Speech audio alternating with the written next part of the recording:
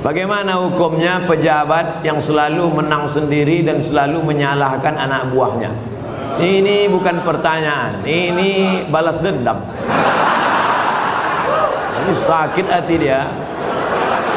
Kemana caranya biar supaya Ustaz Somad menghantam pemimpin dunia? Buat lu pertanyaan. Itu pula masalahnya. Dia bertanya sama Ustaz yang paham pula kan. Nabi berkirim surat kepada Raja Romawi, namanya Heraklius, Herkal. Apa kata Nabi? Aslim taslam. Kalau kau masuk Islam, kau selamat. Falaka ajrani, kau dapat 2 pahala. Kalau engkau baik, rakyatmu semuanya selamat dan kau dapat 2 pahala. Itulah enaknya jadi pemimpin. Karena kalau dia baik, rakyatnya baik, dia dapat 2 pahala. Tapi kalau kau tidak baik, falaka dzambul arisiyin, semua dosa anak-anak buahmu kau ikut menanggungnya. Oleh sebab itu maka yang paling pertama dapat naungan di akhirat nanti, sab'atun yuzilluhumullah, 7 golongan dapat naungan Allah. Saat itu naungan tak ada panas terik, tak ada atap. Di antara yang dapat naungan yang pertama bukan ustaz, yang pertama bukan ulama, yang pertama al-imamul adil, pemimpin yang adil.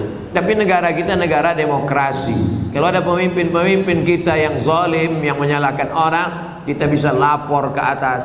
Ada laporan, bapak-bapak pegawai kepala dinas lapor ke Pak Wali Kota. Pak Wali Kota ada laporan ke atas, ada atasan, ada BPK, ada Inspektorat Jenderal, ada macam. Bapak-bapak polisi, tentara lapor ke Propam, ada atasan yang bisa kita laporkan. Kalau takut kirim surat kaleng.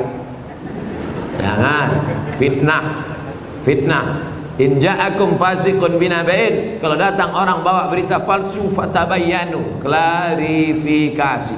Nah, salah tak selesai dengan ditulis di wall Facebook, tapi harus diselesaikan. Wa amruhum syura bainahum, diselesaikan dengan musyawarah.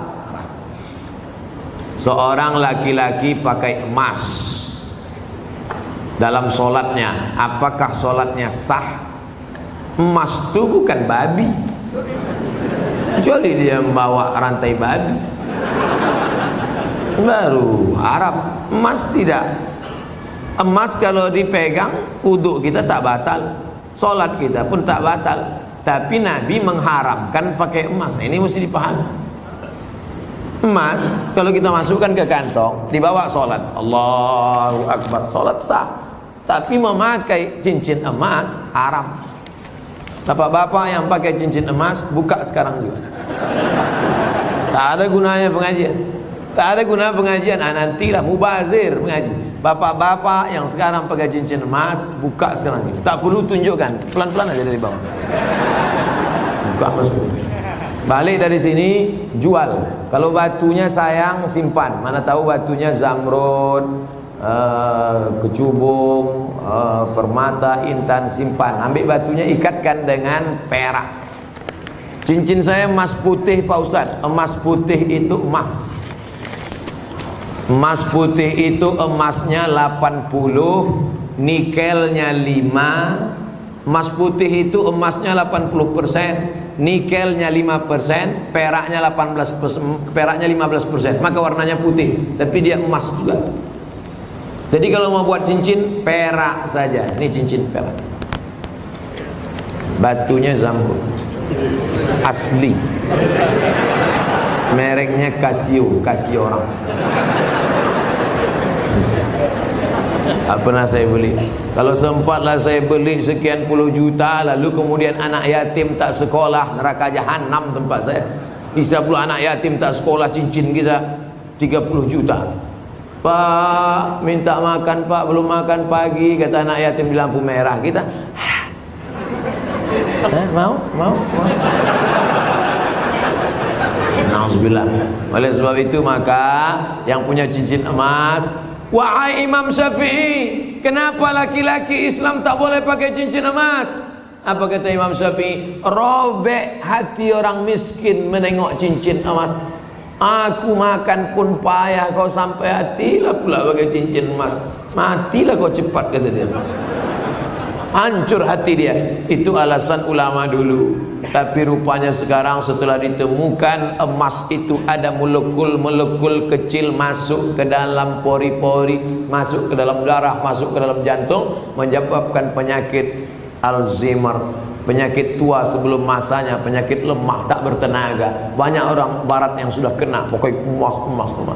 Lalu kami yang perempuan Pak Ustaz, yang perempuan dia masuk ke dalam, keluar lagi melalui darah menstruasi haid.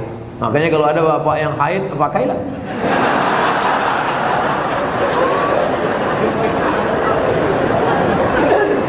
Saya selalu ketiduran tak dapat sholat subuh.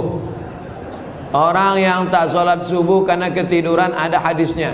Man nama, siapa yang tidur walam yusalli, sampai tak sembahyang subuh, balas syaitanu fi uzuni, setan kencing di telinganya.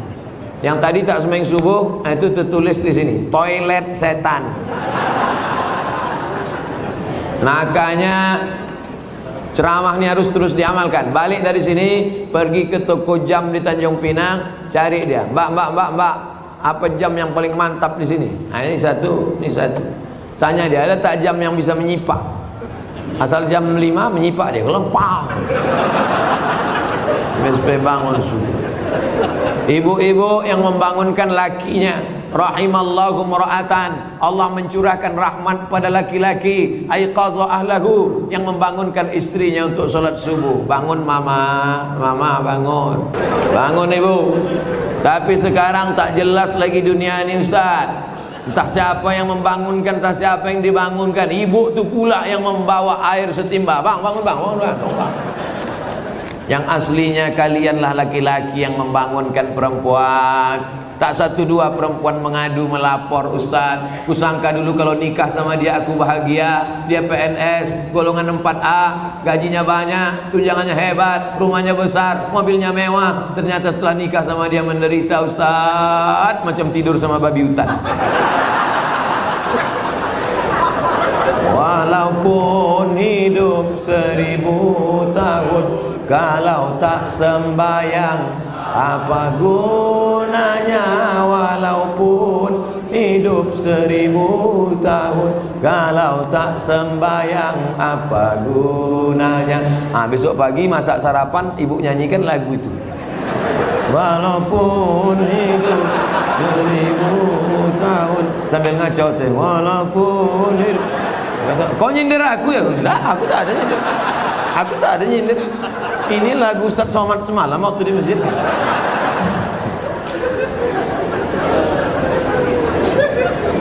Ustaz, apa sah laki-laki sholat di rumah tapi tak di masjid? Laki-laki sholat di rumah, laki-laki solehah. Laki-laki sholat di masjid.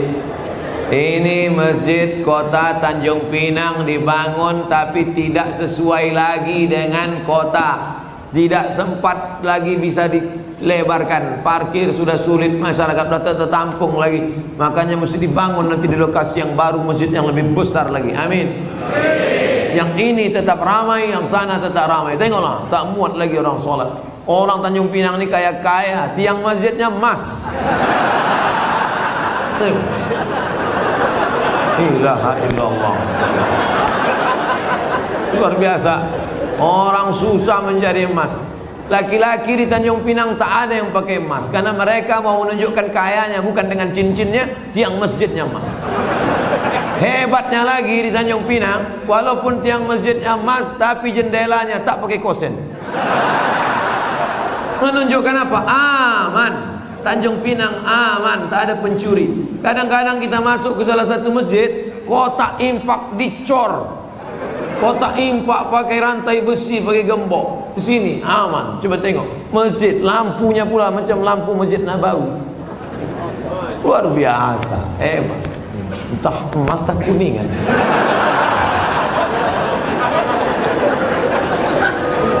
Apa maksud saya? Nikmat yang sudah besar ini maka dibalas dengan sholat berjamaah. Tapi rasanya mengajak orang Tanjung Pinang sholat berjamaah mubazir. Karena sholat berjamaah di Tanjung Pinang, coba tengok, melimpah ruah sampai tak muat keluar-luar. Tengok, itu yang di luar-luar yang berdiri itu juga dapat pahala sholat berjamaah. Kalau sholat. Untuk sholat mana mau dapat? Layan tayanna, mereka yang tak datang ke masjid, jangan ulangi lagi. Yang sholat di kantor, yang sholat di rumah, yang sholat di kamar, jangan ulangi lagi, kata Nabi. Kalau kalian tetap sholat di rumah, la uharriqanna alaihim buyutahum, ku bakar rumah mereka. Nabi yang bilang, kalau kalian sholat di rumah, ku bakar rumah mereka. Kalau hidup Nabi sekarang bertambah hotspot titik api. Saking banyaknya rumah yang dibakar Nabi, berasap lagi. Ustaz janganlah sebut-sebut asap. Asap Tanjung Pinang ini kan dari kampung Ustaz juga. Saya tahu, ku tahu apa yang ada dalam hati. Sebelumnya dari malam saya niat sholat subuh, tapi saya bangunnya jam 6 pagi waktu setempat. Apakah masih boleh sholat? Ini bukan menanya, menawar ya.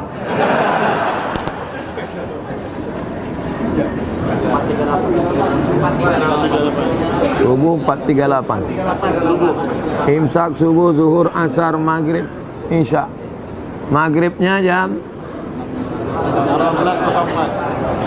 kalau maghribnya jam 6:04, kalau maghribnya jam 6:04, kurangi 15 menit. Begitu cara mengukur isyraq. Boleh sholat sunat isyraq itu 15 menit lewat syuruk. Syuruk matahari terbit. Syuruk matahari terbit. Jadi kalau begitu, syuruk matahari terbit di Tanjung Pinang jam 5.50 tambah 15 menit baru boleh sholat sunat isyraq jam 6:05. Itu jam kita ini imsak ada tapi isyraq tak ada. Cara mudah untuk isyraq, tengok maghribnya. Jam berapa maghribnya, begitu boleh isyraq. Kalau maghribnya jam 6:04, maka boleh sholat sunat isyraq jam 6 subuh lewat 5. 15 menit sebelum itu subuh sudah habis. Maka di Tanjung Pinang untuk saat ini subuh sudah habis jam 5.50. Kawan dibangun jam 6. Ini kencing toilet setan juga. Oleh sebab itu jangan sampai tak sholat subuh. Bangun sholat subuh walaupun lambat jam 5.30. Ada waktu 20 menit lagi, jangan langsung sholat subuh, tapi qabliyah subuh. Karena qabliyah subuh khairum minad dunya wa ma fiha. Usolli sunnata subhi rak'ataini qabliyatan. Rakaat pertama qul ya ayyuhal kafirun. Rakaat kedua qul huwallahu ahad. Baru iqamat, baru sholat subuh. Jangan tinggalkan qabliyah subuh. Jangan tinggalkan qabliyah subuh walaupun terlambat. Apakah ambil zakat menunggu orang minta zakat atau mencari yang wajib zakat menerima zakat? Khuz, ambil. Ambil zakat, khuz, ambil. Bukan, hai orang beriman, berzakatlah. Yang mau zakat silakan, yang enggak mau enggak apa-apa. Bukan begitu bunyi ayatnya. Khuz, ambil. Makanya yang punya jabatan kekuasaan buatkan perda, peraturan daerah, bayar zakat. PNS, ASN, perusahaan, BUMN bayar zakat ke Basnas. Yang tak mau bayar zakat tekan materi 6.000, siap dipindahkan ke sejauh mata memandang. Bisa apa tak bisa? Sudah, kata Pak Wajib. Sudah diterapkan. Langsung zakat potong atas. Abdul Somad jadi tim sosialisasi zakat provinsi 5 tahun. Bayarlah zakat. Tak takut orang. Tak ada jabatan, tak ada kekuasaan. Tapi begitu bupati tanda tangan perda bayar zakat, langsung 10 miliar. Selama saya ceramah, yang paling besar zakatnya Aceh Barat, Meulabu, 15 miliar kabupaten. 15 M. Pas saya ceramah sana, saya tak tahu. Saya pun ceramah di kampung saya di Riau ada kabupaten 10 miliar. Mereka senyum-senyum. Pas makan, berapa tadi Ustaz? 10 saya bilang. Kami 15 katanya. Dalam hati saya Abdul Somad akan datang kalau mau ceramah tanya dulu. Pastikan kita lebih besar. Maka saya ingat betul itu. Mau labuh itu 15 dulu 4 tahun yang lalu. Sekarang lebih besar lagi. Bagaimana cara menegur khotib yang lupa rukun khutbah? Kasih tahu, Pak Khotib lupa rukun khutbah 5. Semua laki-laki di sini wajib bisa khutbah. Karena mana tahu nanti pergi ke pulau, kebetulan ditugaskan Pak Wali pergi ke pulau. Sampai di pulau ada sholat Jumat. Apa kata pengurus masjid? Hari ini Jumat tidak jadi karena nggak ada khotib. Karena khotib mencret.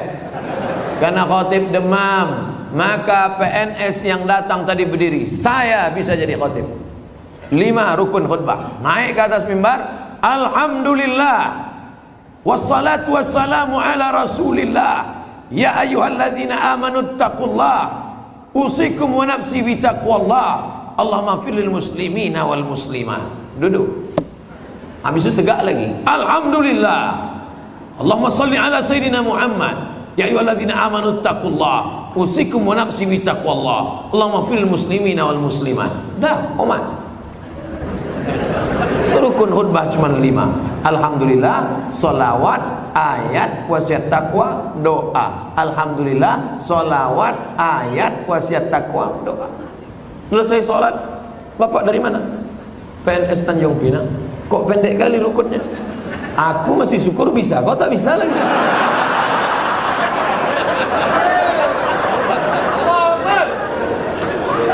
Nah, insya Allah selesai ceramah ini semua PNS ASN Tanjung Pinang bisa jadi khotib, betul?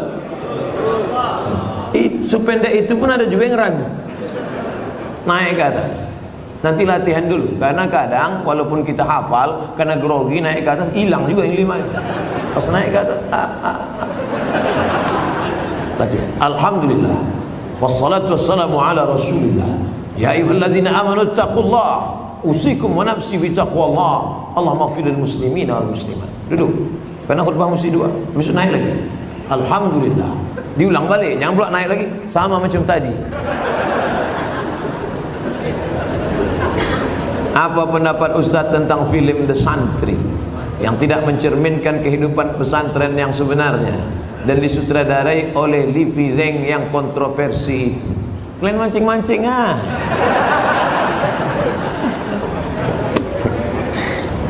Udah banyak komentar udah. Ikuti aja yang udah ada tuh. Saya yang beban lama aja belum selesai lagi.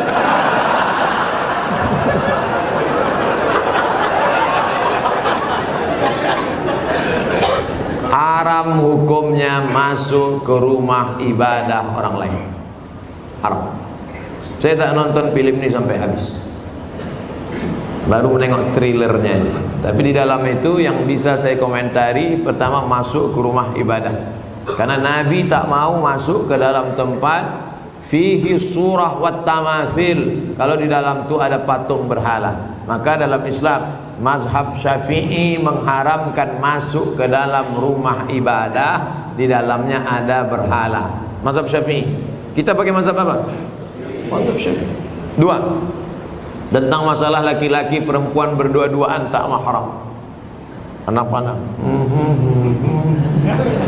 La yakhluwanna rajulun ma'amra'atin illa ma'adhi mahramin.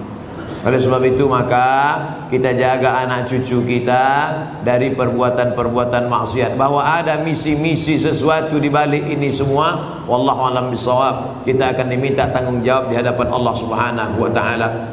Islam tak perlu diajari bagaimana berinteraksi sosial dengan saudara kita non muslim. Karena kita sudah lama bertetangga, apalagi orang Tanjung Pinang. Seandainya orang Tanjung Pinang ini ekstrim, tak akan ada orang Tionghoa di Tanjung Pinang, betul? Kita semuanya bisa menerima, siapapun yang datang semua bertetangga, berkawan, bersahabat. Tapi kalau sudah dalam masalah ibadah, ritual, tak ada tawar menawar. Wala ana abidum ma'abatum wala antum abiduna ma'abud lakum dinukum. Ini sekarang banyak yang tak bisa membedakan kebablasan, tak bisa membedakan mana toleransi, mana tolerasin. Harus bisa dibedakan. Jangan karena toleransi mengorbankan keyakinan akidah anak-anak kita. Nauzubillah. Dan orang-orang yang pernah di pesantren pun ketika menonton itu, ini bukan anak pesantren. Anak pesantren tak begitu. Bagaimana tanggapan Ustadz tentang disertasi Dr. Abdul Aziz mengenai seks pranikah? Ini tulisan seorang bernama Sahrur. Siapa namanya? Sahrur, bukan Pak Sahrul. Pak Sahrul Pak wali kita. Seorang laki-laki namanya Sahrur. Sahrur artinya burung. Nama jenis burung, hitam warnanya. Itu nama dia, orang Suriah. Sahrur ini kuliahnya di Moskow. Aliran pemikirannya kiri. Apa itu maknanya kalau kiri? Komunis. Sahrur ini komunis. Sekolahnya di Moskow. Pulang dia dari Moskow, dibacanya Quran, dilepaskannya dari asbabun nuzul, dilepaskannya dari nasikh mansukh, dilepaskannya dari tafsir bil ma'thur, ditafsirkannya dengan pakai otak dia sendiri, dipakainya dengan ilmu bahasa. Pendekatannya dia selalu pakai bahasa. Makanya menurut Sahrur, aurat yang wajib ditutupi itu hanya yang berkerut-kerut saja, yaitu payudara dan kemaluan. Itu saja yang wajib ditutup, yang lain boleh dibuka. Sahrur ini sudah lama kontroversi. Tahun 90 dia sudah mengeluarkan buku itu, namanya Alkitab wal Quran. Cuman baru sekarang dipopulerkan, ditulis, dibawa ke kampus, lalu disidangkan, dan pada akhirnya menjadi kehebohan. Ingat, ada ilmu, tapi ada yang lebih tinggi daripada ilmu, adalah akhlak. Mana akhlak kita di hadapan manusia dan di hadapan Allah Subhanahu wa taala. Hai para cendekiawan, jaga akhlak, karena keilmuan kita akan dituntut di hadapan Allah. Kira-kira apa efeknya? Mengeluarkan disertasi bahwa hubungan laki-laki perempuan, suka sama suka, tidak dianggap sebagai zina. Kira-kira apa efek positifnya terhadap umat? Tak ada. Semua agama di dunia ini mengharamkan zina. Agama apapun. Tanyalah kawan-kawan kita yang Tionghoa, Konghucu, tanya saudara-saudara kita yang Kristen, Katolik, tanya sama dia, apakah dibenarkan? Tidak. Tak ada satupun yang melegalisasi perbuatan zina. Na'udzubillah. Apa boleh ketika halangan saya tetap menjaga wudhu dan zikir yang biasa saya? Perempuan yang berhalangan boleh berwudhu, perempuan yang berhalangan boleh tetap berzikir. Yang tak boleh baca Quran, tak boleh baca Quran, tak boleh pegang Quran, tak boleh itikaf di masjid, tak boleh tawaf, tak boleh sholat, tak boleh puasa. Adapun berzikir tetap. Baca Quran yang ayat fungsinya sebagai doa boleh. Mana itu ayat sebagai doa? Naik kendaraan, subhanalladzi sakhkhara lana hadza wa ma kunna lahu muqrinin. Itu adalah ayat Quran, tapi fungsinya waktu naik kendaraan sebagai doa. Rabbana atina fid dunya, itu doa. Tapi dalam ayat Quran, maka fungsinya sebagai doa boleh. Apa hukum orang suka membid'ah-bid'ahkan orang lain, sementara perilakunya tidak memberikan contoh? Tak dikasihnya contoh bid'ahnya apa? Ada orang baca Yasin lalu dibid'ah. Kalian jangan baca Yasin lagi. Baca Yasin ini bid'ah. Jadi kalau ada orang membid'ahkan kami baca Yasin, cuman apa Ustaz? Baca aja terus sampai dia capek. Dua kemungkinan. Kalau dia capek, kita terus. Kalau kita capek, dia terus. Sekarang saya mau tanya, kalau ada orang membid'ahkan Bapak Ibu Yasinan, Bapak mau terus atau berhenti? Teruslah, nanti lama-lama dia capek. Kenapa tak kau bid'ahkan lagi orang Tanjung Pinang baca Yasin? Capek aku udah aku suruh tak juga berhenti. Yasin itu Quran apa tak Quran? Quran. Membaca Quran apa hukumnya? Wajib baca Quran. Kenapa cuma Yasin yang dibacanya? Yang lain dibacanya juga. Cuman Yasinnya ada keutamaan tersendiri. La tuqra'u fi amrin asirin illa yassarahu Allah. Kalau dibacakan pada perkara yang sulit, maka dimudahkan Allah. Sulit punya anak, baca Yasin. Sulit mau jumpa jodoh, baca Yasin. Sulit mengatasi masalah, baca Yasin. Sulit sakaratul maut, baca Yasin. Makanya kalau ada orang sakaratul maut, bacakan Yasin. Dua gendang ya. Kalau tak sehat, mati. Kadang laki-laki ini banyak marah sama bininya. Apa kau nih baca-baca Yasin aja? Bang, aku baca ini persiapan untuk abang juga. Nanti kalau bapak tu agak-agak demam sedikit aja. Yasin. Insya Allah bang, dua gendang ini bang. Kalau tak sehat abang gul. Pak Ustaz Abdul Somad mohon doakan putra kami Empatli bangsawan diterima di sekolah kedinasan Akmil Akademi Militer. Di akhir majelis kita doa. Ibunya bapaknya tiap malam baca Yasin. Selesai baca Yasin, ya Allah berkat kemuliaan surat Yasin ini diterimalah anakku hendaknya. Baca Yasin, habis baca Yasin. Dari mana dalilnya ini bisa kami tengok? Baca tafsir Ibnu Katsir. La muqaddimah surat Yasin, tafsir Ibnu Katsir. La tuqra'u fi amrin asirin illa yassarahullah. Kalau dibacakan pada perkara yang sulit, susah, dimudahkan Allah. Saya kuliah sudah 4 tahun, tapi masih semester 4. Harusnya sudah semester 8. Saya tak bisa lanjut karena kampus saya tak lengkap peralatannya. Oh, bukan salah dia. Oke, jangan mudah kita suuzon. Harusnya di semester 5 ini saya ujian dan praktek. Saya galau Pak Ustadz, umur sudah 25 tahun. Kapan lagi saya mau menyenangkan keluarga dan menjadi mandiri? Mohon bimbingannya Pak Ustadz. Pindah aja kampus lain. Apa dipertahankan sih? Jangankan kau, kami pun membacanya galau. Apa 4 tahun? Pindah kampus lain. Banyak universitas berserak-serak di Kepulauan Riau. Usah dipertahankan situ. Yang perlu dipertahankan itu sehidup semati denganmu, Mas. Itu kalau nikah. Kalau sama kampus apa pula sehidup semati? Biar kampus itu mati. Ketika sholat subuh saya lupa baca kunut. Setelah salam saya baru teringat. Apa yang perlu saya lakukan Pak Ustaz? Sujud sahwi kalau engkau mazhabnya Syafi'i. Sami Allahu liman hamidah. Allahu Akbar. Tak akan bangkit lagi ke atas. Terus saja sujud. Rabbi fil warhamni wajburni warfa'ni warzuqni wahdini wa'afini wa'afani. Allahu Akbar. Subhana rabbil a'la bihamdi. Allahu Akbar. At-tahiyatul barakatuh salawatu. Sebelum salam sujud. Allahu Akbar. Subhana man la yanamu wa la yashu. Maha suci Allah yang tak tidur, yang tak lupa. Allahu Akbar. Duduk lagi. Sujud lagi, sujud 2 kali. Allahu Akbar. Subhana man la yanamu wa la yashu. Allahu Akbar. Baru salam. Assalamualaikum warahmatullah. Begitu juga jadi imam. Imam lupa doa kunut dalam mazhab Syafi'i, sujud sahwi. Kalau imam sujud sahwi, saya ikut tak apa? Ikut. Ini banyak juga makmum tak ikut. Imam sujud sahwi, dia diam aja. Assalam, kau kenapa tak sujud sahwi? Yang lupakan dia, aku tidak. Nak ikut imam. Ju'ilal imam liutamma bih. Yang tak baca kunut tu mazhab apa Pak Ustaz? Hambali.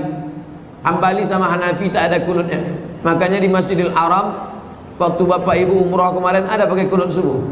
Tidak. Masjidil Haram tak pakai kunut subuh karena imamnya mazhabnya Hambali sejak tahun 1924. Sejak 1924 mazhabnya Hambali. Sebelum itu Makkah itu mazhabnya Syafi'i. Terjadi revolusi King Abdul Aziz. Yang sekarang ini Salman bin Abdul Aziz menggantikan abangnya Abdullah bin Abdul Aziz, menggantikan abangnya Fahad bin Abdul Aziz, menggantikan abangnya Khalid bin Abdul Aziz, menggantikan abangnya Faisal bin Abdul Aziz, menggantikan abangnya Su'ud bin Abdul Aziz, menggantikan ayahnya King Abdul Aziz. Jadi sejak Abdul Aziz geng ini aja dia bermazhab Hambali. Sebelum itu dulu mazhabnya Syafi'i. Dulu mazhab paling besar di Makkah itu mazhab Syafi'i. Nama orang yang terakhir menjadi penguasa Makkah keturunan Nabi Muhammad namanya Syarif Aunur Rafiq. Aunur Rafiq.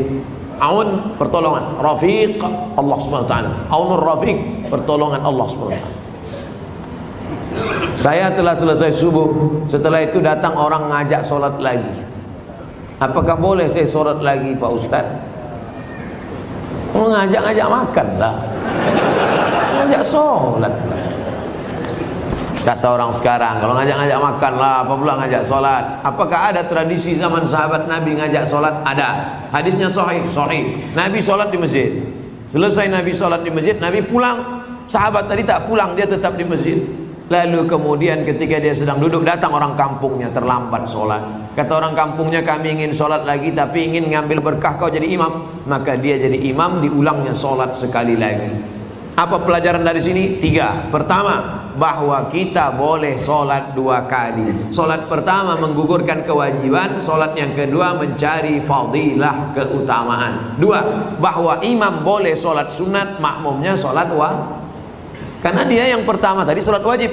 Yang kedua itu sholat dia terhitung sholat mencari fadilah sunat, sedangkan makmumnya sholat wajib. Itulah dalil dalam mazhab Syafi'i, boleh imamnya sholat sunat, makmumnya sholat wajib. Masuk kita ke masjid, ada nampak orang sholat, kita tepuk bahunya, kita pun sholat. Selepas sholat salam, assalamualaikum warahmatullahi wabarakatuh. Mohon maaf ya dek, tadi saya sholat tahiyatul masjid gitu.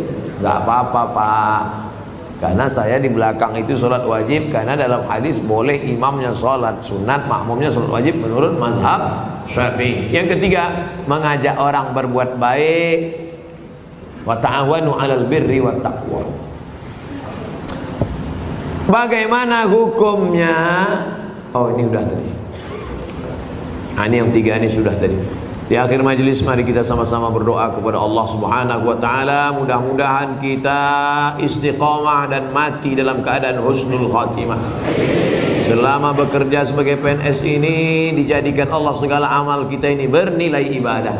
Ala hadhihi niyyah wa kulli niyatin salihah. Al-Fatihah. أعوذ بالله من الشيطان الرجيم بسم الله الرحمن الرحيم الحمد لله رب العالمين الرحمن الرحيم مالك يوم الدين إياك نعبد وإياك نستعين اهدنا الصراط المستقيم صراط الذين أنعمت عليهم غير المغضوب عليهم ولا الضالين آمين اللهم صل على سيدنا محمد وعلى آل سيدنا محمد Allahumma inna natawassalu ilaika bijahi nabiyika Muhammad sallallahu alaihi wasallam bisirril Fatihah. Kami bertawassul kepada Engkau ya Allah dengan kemuliaan surat Al-Fatihah, dengan kemuliaan Nabi Muhammad sallallahu alaihi wasallam. Antaj'al hadzal balada baladan aminan mutmainnan ya'ti rizquhu min kulli makan. Jadikan Tanjung Pinang negeri yang aman, damai, terbuka pintu rezeki dari laut dan daratan ya Allah. Allahumma in kana rizquna fis sama' fa'anzilhu. Kalau rezeki kami masih tergantung di langit, turunkan ke Tanjung Pinang ya Allah. Wa in kana fil ardi fakhrijhu. Kalau masih tertanam dalam tanah, keluarkan ke hadapan kami ya Allah. Wa in kana ba'idan faqarribhu. Kalau dia masih jauh maka dekatkan ke kampung halaman kami ya Allah. Allahumma ja'alil a'malana ibadatan lana. Jadikan aktivitas kami masuk kantor, bekerja setiap hari itu bernilai ibadah, ikhlas karena Engkau ya Allah. Allahumma waffiqna lima tuhibbuhu wa tardah. Tanamkan taufik hidayahmu ke dalam hati kami, pemimpin-pemimpin kami, sehingga kami dapat beramal dengan amal Kau cintai dan Kau ridai ya Allah. Allahumma khtim lana bi husnil khatimah. Tutup umur kami dengan husnul khatimah. Wa la taqtim alaina bi su'il khatimah. Jangan tutup dengan su'ul khatimah. Allahumma waffiqna lima tuhibbuhu wa tardah wa taj'al abna'ana wa banatina min huffazil Qur'an wal hafizat. Jadikan anak-anak kami di Tanjung Pinang ini menjadi anak-anak berbakti dan para penghafal Al-Qur'an. Allahumma arhamna bil Qur'an. Turunkan rahmatmu kepada kami dengan kemuliaan Al-Qur'an. Waj'alhu lana imama wa nura wa huda wa rahmah. Jadikan Quran sebagai pembimbing, penerang, pencahaya, pemberi hidayah bagi kami ya Allah. Allahumma ja'alil Qur'ana rabi'a qulubina. Jadikan Quran sebagai penenang hati kami, wa dhihaba husnina wa humumina wa ghumumina. Jadikan Quran sebagai penghalau gundah gulana susah hati kami. Allahumma inna nas'aluka salamatan fid din. Beri kami keselamatan dalam agama kami, wa afiatan fil jasad, sehatkan badan kami, wa ziyadatan fil ilmi, tambahkan ilmu kami, wa barakatan fil rizqi, berkahi rezeki kami, wa taubatan qablal maut, beri kami taubat sebelum mati, wa rahmatan indal maut, berikan rahmat ketika mati, wa maghfiratan ba'dal maut, berikan ampunan sesudah mati. Allahumma hawwin alaina fi sakaratil maut, ringankan kami waktu sakaratul maut ya Allah. Wan najata minan nar, selamatkan dari api neraka. Wal afwa indal hisab, maafkan segala amal kami ketika nanti kami dihisab di hadapan-Mu ya Allah. Allahumma ansurna 'alal qaumil kafirin, tolong kami menghadapi orang kafir.